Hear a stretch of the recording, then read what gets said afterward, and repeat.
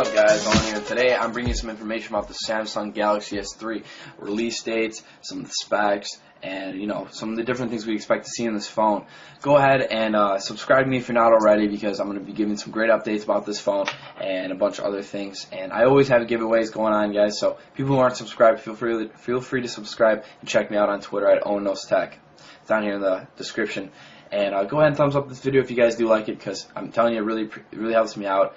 And yep, comment on it. So let's go ahead and get into this. So the Samsung Galaxy S3. So the Samsung Galaxy S2 was released not too long ago, and it was a big hit, huge hit, but obviously there's some problems with Apple and all these patent issues.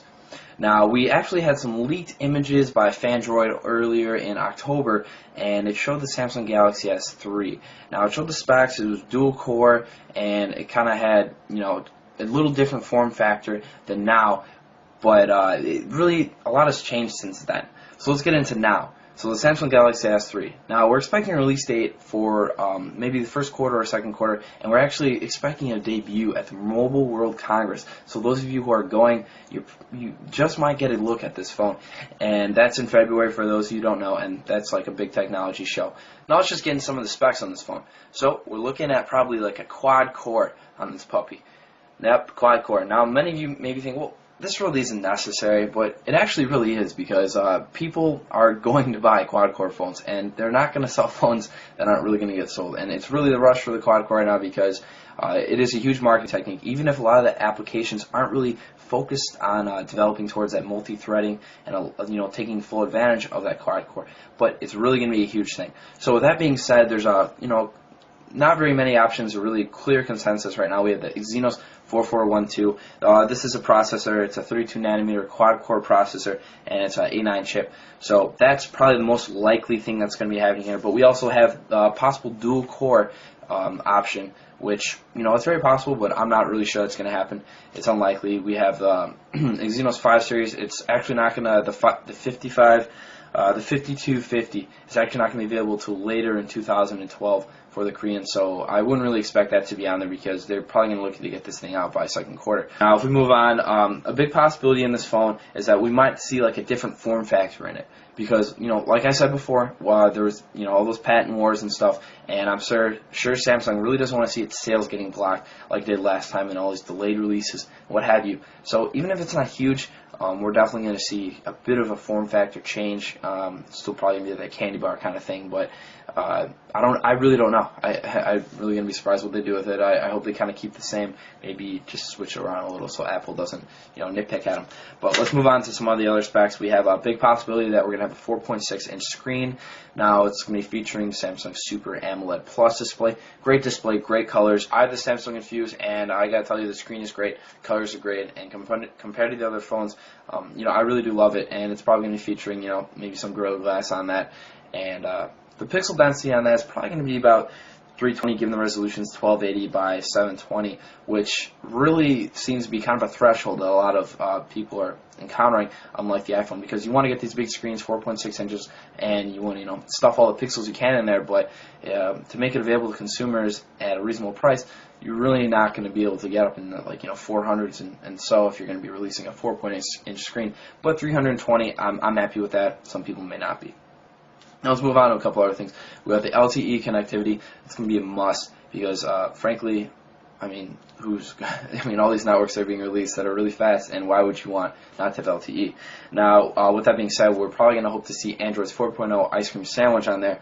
A lot of you have maybe had a chance to experience that with the Galaxy Nexus, and it's actually pretty cool. I'm actually in the process of trying to root my phone, because Samsung Infuse hasn't gotten updated in forever, and hopefully just put like an ice cream sandwich kind of emulator on there, or a ROM rather, on there, and just try to get an experience with it. But yeah, hopefully we'll have that. And with that being said, too, I'd like to see an NFC chip, because NFC, it's probably going to be a big thing now. Google's going to be trying to roll it out, really get it pumped in 2012, and it's actually going to be great for consumers. The more people that have it, the more it's going to benefit everyone, I think, at least. So I'd like to see an NFC chip. Now, moving on, we're going to get to the camera. So a 1080p recording capability for video, that's going to be a must, because that's really just a standard at this point. And we're going to move on to the megapixels on that camera. It's going to probably be about 12. Now, I just want to clear some things up, because a lot of people have seen my other videos, like, oh, I talk about megapixels, but I haven't really gone into the detail. So megapixels is, maybe like, how do I explain it? So if you have it's kind of the pixel richness of your picture. So if you're gonna have two cameras, one camera is 8 megapixel, maybe one's 15 or 12, say like this phone, and you take a picture of like an apple or something like that, and you're gonna do a print of like 3 feet by 3 feet or even bigger, whatever. And probably many of you will never do that, but the one that has more megapixels, you're gonna see, it's going to appear a little more sharper because there's more pixels, less fuzziness, and it's just better resolution. So that's pretty much all I can say about that. But I want to see with these new phones is, better lenses, better color, noise reduction. There's a lot of different things I'd like to see with these phones, and the megapixel, not too important to me, so I'd like to hear some other specs about that. Now, moving on from that camera, we can get to some other pretty important things. 3D, okay? 3D was talked about a lot. Hasn't really caught on completely yet, but we know that the Koreans are working on a phone that is focused on 3D, and we're not really sure what phone it is. Now, it could be the Samsung Galaxy S3, and I personally think it probably is going to be because Samsung's had, their series have been a hit, the Galaxy and the S2, all these phones have been a hit, and I think the 3D would be just a great way for them to go. Now, something for me to conclude on these specs, guys, with the Samsung Galaxy S3 is battery. Now, all of you have Android phones that are probably watching this. Some of you probably do have Apple and you're interested, just what's going on with this phone. But battery is just a killer with these phones. A lot of you probably don't have your data on half the time to conserve energy. You got Wi-Fi off, all these other things just to conserve battery, and you're still lasting, barely through the day. Now, LTE, quad core, like all these different features you're going to have on this phone, they're really going to have to up the battery, and, it's going to hopefully not affect the size too much, but it's really going to be surprising where they can go with it. I really hope they do give a look at the battery, because who wants to use their phone for 5 hours of the day? Or not even 5 hours. I mean, you guys have it on standby for half the time. So, that's something I'd really like to see.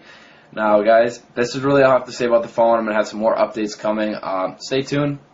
Yep, that's really all I have to say. Thumbs up this video if you guys did enjoy it. I worked pretty hard to gather some of this information for you guys and show you what's up.